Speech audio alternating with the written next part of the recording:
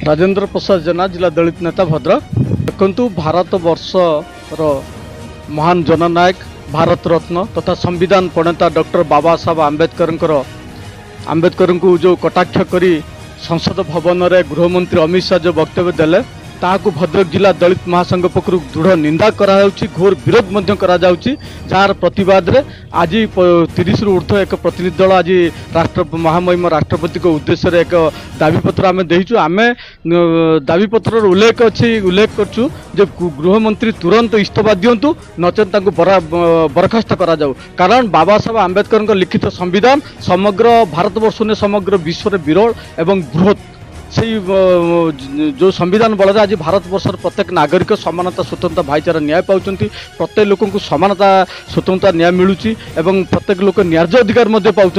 से भली महामानव प्रति जो कटाक्ष कर जो मंतव्य देले संसद भवन जड़े गृहमंत्री एटा को आम दृढ़ विरोध करुँ निंदा करुँ एवं तुरंत महामहिम राष्ट्रपति को उद्देश्य आम जो दाबी पत्र देचु तुरंत अमित शाह इस्तीफा दिंतु नचंत क्षमा प्रार्थना करूँ। जदि क्षमा प्रार्थना न करती आगामी दिन में भद्रक जिला दलित महासंघ पक्षर ये आंदोलन को आहुरी तीव्रतर करा जीवो। कारण जो बाबा साहेब आंबेडकर होचंती समग्र दलित समाज समग्र भारत वर्षर अद्वितीय नेता एवं समग्र विश्व जड़े महाज्ञानी से महाज्ञानी को से आक्षेप कर नैतिकता माने हरइचंती। सेथिपाई ये दलित समाज प्रति पूरा संपूर्ण अपमान बोली आम अनुभव करछु। कारण ये बाबा साहेब आंबेडकर दलित मानकर मसीहा पुरुष ये समग्र भारत वर्ष प्रत्येक लोक जो आईन व्यवस्था कर दे संविधान लिख दे समस्त शांति जीवन यापन करला बेले किछि लोक उद्देश्यमूलक भाव में अस्थिरता सृष्टि करने ये विवादीय मंतव्य देते बाबा साहेब आंबेडकर को कटाक्ष कर जहाँ को आम दृढ़ विरोध करुँ।